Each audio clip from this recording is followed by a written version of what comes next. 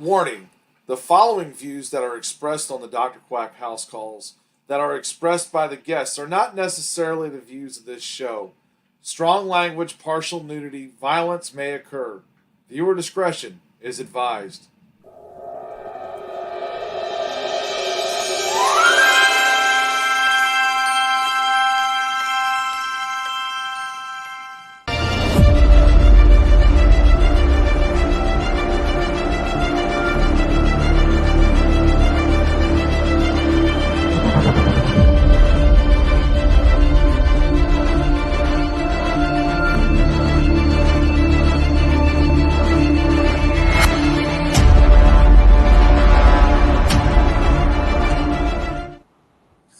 Everyone, welcome to the House Calls. I'm Dr. Quack, and today we're going to be talking about Bash in Berlin. Oh my God, the big pay-per-view overseas coming up this Saturday. But without further ado, let me bring on my guests. First, let me bring up the host of Distracted, John. How you doing, Dr. Quack? How we doing, John? Thank you for coming on. We also got my boss, your boss, and everybody else's boss, Bossolini. Buy my merch. Buy my merch. And last but not least, let me not forget the man, the myth, the legend himself, A-List Alverson. Quack Jack Mulligan, thank you for bringing me on one more time. All right, man. Welcome to the show. How excited are we about this? Going over to Berlin, Germany. Bash in Berlin. I am always excited about a 1 p.m. premium live event. You know that. Yes. That means you can actually do stuff on Saturday night. The only thing I wish I could do is actually be in Berlin, Germany. Granted, not there, but going into, I would want some German beer right now. Definitely understand that. It makes a lot of sense. But let's get down to it here. Let's talk about the one match here that it's kind of intriguing me a little bit. The WWE Women's Tag Team titles, the Unholy Union taking on Bianca Belair and Jade Cargill. A-List, you want to start with this one? Well, my biggest concern about this matchup is that I don't necessarily care about it happening, which is unfortunate because I am an enthusiastic fan. I'm looking forward to this big event, and old Isla and Alba are not doing it for me. Now, I suppose you want me to take a guess at which one of these teams is going to come out of this the champions, right? All right. Well, now, see, people have been speculating about what's going to be the to-do with Jade and Bianca. They got to get going into some kind of motion. I don't think that having heat between them at this particular point in time is the right move. And I am starting to think that putting the titles on old Isla and Alba there was a hometown hero move to give them a pop in their place. I forecast Miss Bianca Belair and Jade Cargill regaining the women's tag team titles this time. Okay, boss. Have I ever told you that A-List is a very smart man? I think you have once or twice. Because I'm going to say it like this. We all know that they're running with Bianca, Jade, and even Naomi. They all came out last week as different versions of Simone Biles, telling you that they're all going to be winners. So they're going to get the tag titles back, and it's going to start their little trio team, spark them up, and it's going to go from there. Okay. John? Why do I have a feeling this is going to be a show of shenanigans? I have a feeling this match will have shenanigans. The Unholy Union will still find a way to win the match. Granted, Bianca and Jade are going to look strong, but somehow there's going to be something that gets in the way, and shenanigans. Shenanigans, that's what you're calling it? Yeah. I'm going with a title change here, too. Bianca Belair and Jade Cargill will probably win this. I'm sorry, but the WWE Women's Tag Team titles have not been relevant since the Glamour Girls and the Jumping Bomb Angels. That's how long it's been. They were not relevant then, Dr. Quack. I know you're good. They were more relevant. At least they mattered. I'm just telling you, they were not relevant. At a time when women's tag team wrestling was damn near non-existent, you cannot say they were relevant. They were a spot on the show. And I'm sorry if I offend your friends, old man. But women's wrestling today is tenfold above what it was in 1987, 88, whenever the hell you're talking about. And it's just maybe the tag teams are not the best attraction of the bunch. But to say that it was relevant when the Jumping Bomb Angels were taking on the Glamour Girls, no. I know, it was all bad. I mean, it happens, but that's why they were more relevant than today. Nobody cares about the women's tag team titles. Who does? But think about it. There is also rumors that they're talking about bringing in like a mid card for the women's titles as well. So who knows what's going to happen? I hope they bring in those titles, but then get rid of the tag titles. Be interesting to see what happens here. Let's move on to another match here because this one's actually more positive. Go ahead, Bear Boss. We got this one. The strap match. Drew McIntyre, CM Punk. Who cares? That bad? You don't care about the bracelet story? This story should have ended at SummerSlam. But no, people believe that they could carry this crap out even more. Let's do a strap match where CM Punk still does not get the bracelet back.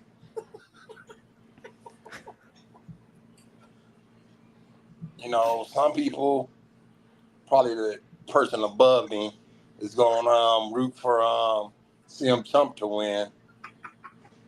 But I'm going with DM Punk win, keeping a bracelet, and unfortunately prolonging this story. So who do you got winning this? DM Punk. CM Punk. Okay. John? He said DM Hunk, not CM Punk. Oh, DM Hunk. I just had. You could tell how enthusiastic he is about that match because it looks like he's about to go to bed right now, just thinking about that match. But at the end of the day, yes, I think they're gonna finally, hopefully, end this story. But somehow I feel like they're about to do a bracelet on a pole match next. So I'll go Drew just because I just have that feeling the bracelet's gonna be on the line next.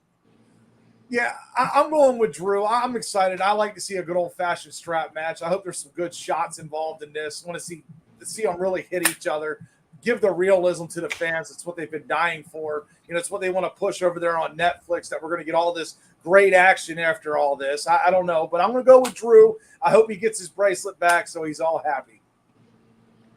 Y'all don't know how psychology works, do you? This is a strap match. Right? There's only one strap match that's ever been had. It's the one where the dominant guy drags the guy around the ring to touch the corners, who's secretly following him. And then in the last corner, they do the old switcheroo, and boom, the babyface wins.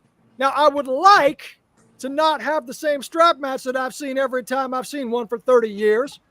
But with the story going the way it has, in the direction that it is, I do forecast that CM Punk will get the victory by the old follow along, tap along, unless they've changed the rules completely, in which case I guess I'm up for a completely different style of match. So what you're going for is Savio Vega versus was it Stone Cold, or was he still stunning? I told you, it's every strap match that's He's ever happened. Sting against Big Van Vader in the White Castle of Fear match. All of them. Give me a strap match that's happened that didn't have that finish. Yeah, he's doing Eddie Guerrero. I was gonna say Eddie Guerrero and what, JBL or Brock Lesnar, whoever it was. Whoever it was. Whoever it was, did he win on big man? It's a big man name here. Oh, God. So you can see the excitement already, folks. But you got to understand, there's one difference with this match compared to the other ones. The CM bracelet. Punk is 100 years old. Well, that is irrelevant. These guys are established draws. This is a dramatic feud, and CM Punk is the babyface because he needs to get the bracelet with the dog's name on it. Do you Don't think forget AJ. Punk retires after this year? Nah. This year, no. He's got probably 3 left. He's got 3 left? Okay. I would say 2 or 3 years. Sounds about right. Look at Chris Jericho. Chris Jericho's been wrestling longer.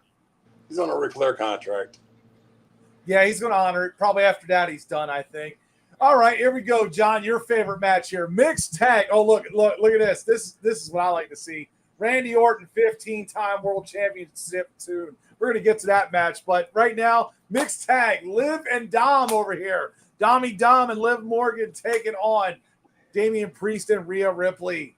Not try to bring AEW into this product at this moment, but isn't it funny how MJF is the heel over there and yet cannot get as much heat as Dominic Mysterio? Okay. Why is that funny? It's insane. The guy, I would rather hate MJF than Dominic at this point. And do you? No. But this match, I'll go Tarot. Actually, no. I'll go with Liv and Dom because I feel like, again, shenanigans. The rest of Judgment Day. Okay. I'm going to take Priest and Rhea over here. I'm going to take them too because, yes, this is a no-name pay-per-view that not many people are giving a damn about. They're going to want to give somebody the babyface finish to make the crowd happy. I think that Dom's going to get his comeuppance here. They're going to whoop his ass. And Liv Morgan, something embarrassing will happen to her so they can set up for Monday night. So I'm going to go with Damian Priest and Rhea Ripley. I am in likewise turn going to go with Damian Priest and Rhea Ripley on the cause that I will never bet against Rhea Ripley, no matter the match, no matter the situation. She is my favorite. End of story. That makes sense. Boss? Well, let's look at this. The Terror Twins. Are they the face or the heel in this story? That's a good point. And all actually, you said the faces should win. Therefore, I'm going with Dirty Dom with the condom and his new main squeeze, Liv, the women's champion, Morgan. Okay, so we're kind of divided here, man. Definitely, this will be an interesting match to see what happens. We're going to take a quick commercial break, and then we'll break down the other two matches.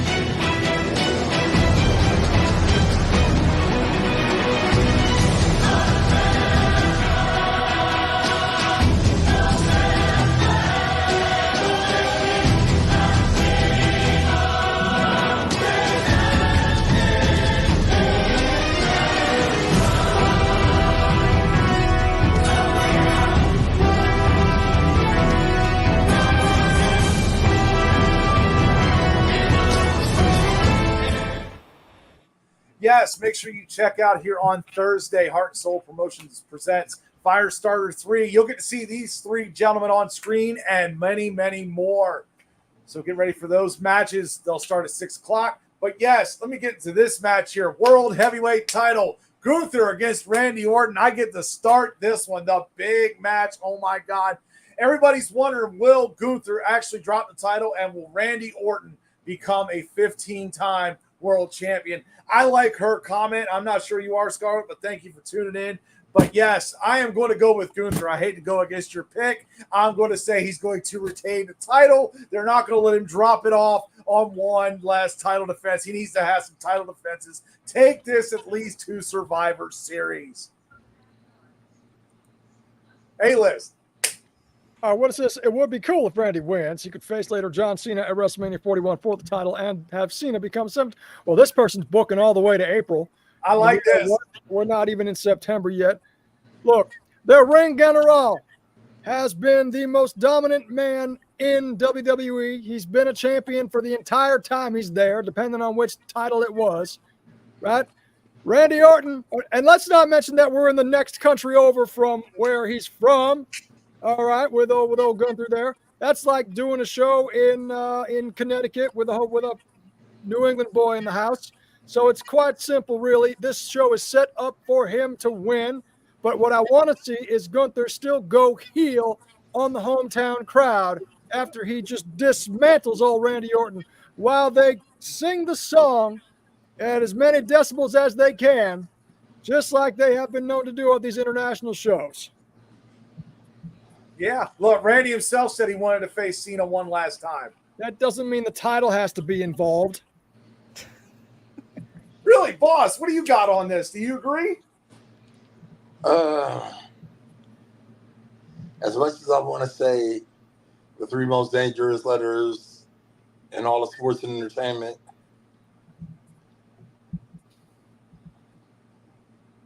A, E, pumpkin. But I think Captain Boring is going to win this match, aka the Ring General. I love it. So that's 3 going for the Ring General. John, you going to make it 4? Go Gunther. Go Gunther. I mean, would it make any sense for him to win the title and then drop it here? Randy's gonna make it look good. That's what Gunther has going for him in this. Randy's gonna make him look good, even more than he already does. He's gonna make him even look as a stronger champion. That's all he needs at this point. It's gonna be another controversial finish. That would. I think this will be match of the night. Actually, out of all of them, this is the one I'm most excited for. They'll probably look great. I will agree. I think this one definitely is 100% probably going to be should be match of the night. Yeah. All righty. Well, we got one more match, the main event. Oh my God, Cody Rhodes, Kevin Steen over there. A-list. Go ahead and take this one. Yeah, I can't say that I'm a big fan of Kevin Steen, but you know they put him in the place to do the thing as they always have. How many shots did he have against Roman Reigns throughout that 3 years that they were doing that thing there? So Kevin Owens is like the built-in perennial challenger who will never win the belt again, but make you believe that he might be able to. I mean, the man is known to main event night one of WrestleMania a time or two. So I think they're going to deliver something worth watching, maybe a couple of holy goodness moments. But Cody Rhodes is the guy that they are going with right now. He's playing the part. He's paying the bills. If it ain't broke, don't fix it. I like that comment. Cody turns on Owen. Everybody wants the heel turn for Cody. What do you think about that? I think that Cody Rhodes is not being marketed to people like us. And by that, I don't just mean 40-year-old males. I mean people that do all their wrestling consumption on the internet, right? Cody Rhodes sells tickets to little boys and girls. They buy merchandise. They sign popsicle sticks. He is the 10-year call option for the WWE, and they are going to stick with him in that capacity. You can't just turn him until those little boys and girls are adults. Is he John Cena from 10 years ago? Of course he is. That's what we're calling him? Okay. Boss, what do you got? I'm going with the new and improved Super Cena. That's not even the question. Come on, they got the catchy entrance, adrenaline in my soul, something, something, Cody Rhodes. Oh, sweet Jesus. Yeah, Cody Rhodes. Kevin Owens is the new Dolph Ziggler. I wonder who would have typed that. I don't know. But, John, you want to go ahead and respond to that and who you think's with it? So that comment was mainly for what A-List has said. Pretty much that is Dolph Ziggler is pretty much to a T, and then that's now Kevin Owens. Again, why push the belt off of Cody now? You could have done it at SummerSlam and a bigger show, pushing somebody else that is not Kevin Owens at that point, and they didn't. So there's no point in moving the title at this point. Because that title would have looked horrible with Solo Sikoa. It didn't have to be Solo. They could have put Carmelo Hayes in that match. Well, yeah, because Carmelo. Yeah, because Roman Reigns comes back to attack Carmelo Hayes. Jesus Christ! They could have brought your boy Trick Williams up and just sit there and just give him the title. That's an interesting rumor that he'll face The Rock at WrestleMania 41. Do you any of y'all see that? I can see it.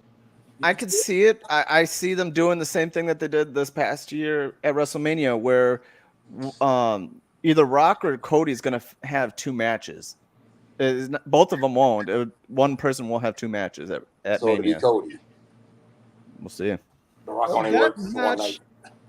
That match is built into what they've been doing because what happened at night one? The Rock pinned Cody. What happened at night two? Cody wins the title. Cody has to beat The Rock. Mm-hmm. But then you also still have Rock and Roman too. You got time for that. See, you got all these matchups that want to happen, but when do you think Cody Rhodes drops the title and where? Anybody want to answer that one? So I think it's WrestleMania, and I think he drops it to Roman Reigns. I think that's the story, in my opinion. I think it's going to happen weird. I say WrestleMania, but it's going to be to the final boss. So Rock, so you think he's dropped it to Rock? Cody drops at Mania. Yeah, a lot of people are feeling that. He's going to hold it all the way there.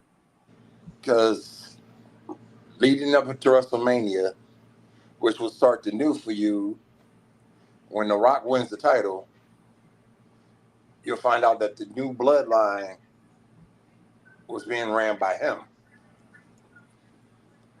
So now The Rock has a bigger target game. Roman has a bigger target game for it because now he's got to go after the final boss. When did this turn into Cobra Kai Season 8? So here's something for you. He could drop it at Royal Rumble to The Rock. He's going to drop it to Cena, somebody say, Justin Abercrombie. All right. I could see it happening at Royal Rumble, and then Cody ends up winning it again at WrestleMania against The Rock. Okay. A lot of big options on that. We'll wait to see what happens. But, I'll start with you there, A-List. Any final predictions on this show? Anything you expect, not expect? I expect to see a very hot crowd in an international market. And if they don't deliver on that, the pressure is on them. Those 17,000 there in the Uber Arena, because of what we saw in France, because of what we see internationally on the whole. So them boys better bring their volume. And I want to see some decibels up in 3 digits. That could happen. You never know. But that would be great. I want to see this crowd. I think it's going to be lit too. Boss, anything you got? I got a feeling that you will be able to see every member of the Judgment Day in one match. That will be very interesting. John? So, first off, Scarlett has some great ideas for matches so far. I do like the ideas. We'll see what ends up happening. I have to agree with the crowd. WWE and it pretty much right now wrestling is trying to get back to overseas because of the crowd reaction, and you see why. And hopefully the German crowd delivers again. That's probably the thing I'm going to be looking for. I think the thing that might shock you here is I'm actually expecting something from the Wyatt Sick family there. I'm expecting some sort of appearance to be made. They have time to fly them over. Could be doing that quick spot. You might see something there on that. But that's what we got, folks. Make sure you tune in here this Saturday. It starts at 12:30, the 2-hour pre-show. Yes, we all love 2-hour pre-shows. I'm Dr. Quack. Thank you, A-List, Boss, John. We'll see you next time.